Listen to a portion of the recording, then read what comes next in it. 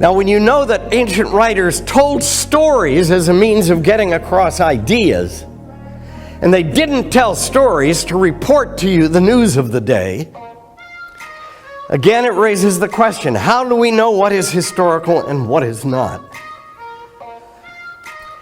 Now, this list just absolutely blows my mind. This is, the Gospel of John does not have a single one of these things in it. Does not have the temptation in the wilderness, rejection, and death. Not a single parable. Virtually every New Testament scholar I know would say to you that if there is anything in the sayings of Jesus that's likely historical, it's the parables. There's not a single one in John. The Sermon on the Mount and the Beatitudes are not in John. The Lord's Prayer is not in John.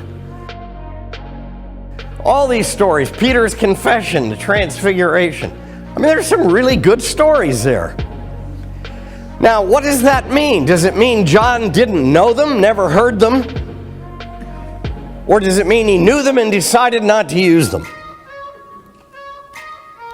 John does tell us in his gospel, right at the end, he said, there are many other things Jesus said and did that are not written in this book. That suggests that he knew more than he wrote down. But come on, you don't put in the Lord's Prayer? This is even more amazing.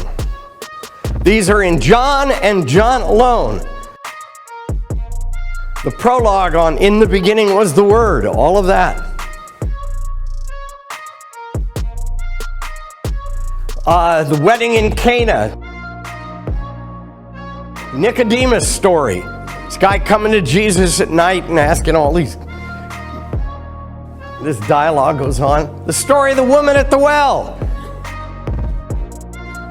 Now, what's the matter? They didn't know that story? Or did they know it again and choose not to use it?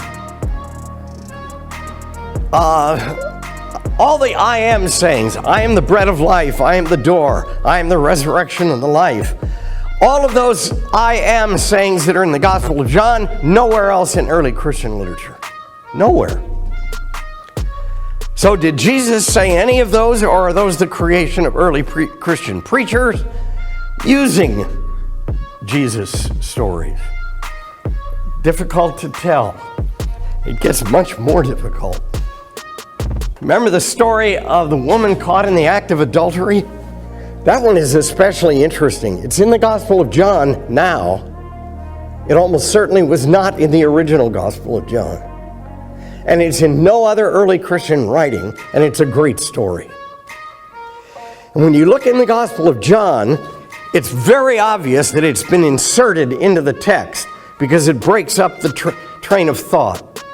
So it's been rather clumsily inserted. And you can hypothesize that somebody read John and said, come on, bird brain, you can't leave that one out. It's too good a story. And stuck it in. Does that mean it's not from the historical Jesus? It may well be from the historical Jesus. And somebody thought it was too good a story to leave out and so inserted it awkwardly in the Gospel of John, but nowhere else in all of early Christian literature. I am the light of the world. They don't know that. I'm the good shepherd. None of this. This is the bombshell. No other early Christian writing tells the story of the raising of Lazarus. Now think about that, folks. If that actually occurred as a historical event, can you imagine that word wouldn't spread like wildfire? And so why is it not in any other gospel? Not only the 4 in the New Testament, it's nowhere else in early Christian writing. Maybe it's a theological creation, not a historical event. And again, we got to try to figure out how are we going to tell the difference. Foot washing at the Last Supper, that one's puzzling too.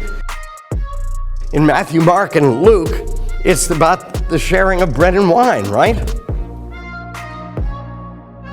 They don't do that in John. It's a foot washing. We've sort of dumped the John version, and we follow the Matthew, Mark, and Luke versions. Does that mean John didn't know about the sharing of bread and wine? Does it mean that Matthew, Mark, and Luke never heard of the foot washing thing? The Pope, the new Pope, bless his heart. Did y'all see the news story about him washing the feet of a woman? And the Italian bishops were scandalized. Good for him. But that doesn't appear in any other gospel.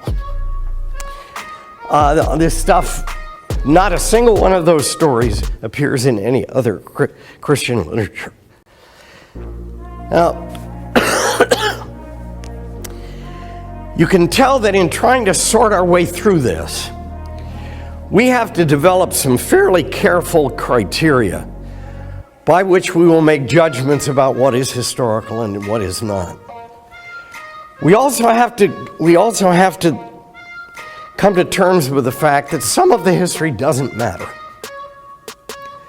Whether Jesus was crucified on Thursday or Friday is not a great issue in my life. It might be a great issue whether or not he is the Lamb of God slain for the sins of the world. So theologically, that story might have great meaning to me. Historically, it has none whatsoever. So one of the things that we have to do is we have to try to sort out what's historical and what's not, but also what's important that it's historical and what's not. Would everybody agree here that the crucifixion, it's important that that's a historical event? Christianity would change fundamentally if that were not a historical event. But the day of the week doesn't matter much. So we got a big sort job, and we have to be very, very careful in working out criteria for how we'll make judgments among all these things.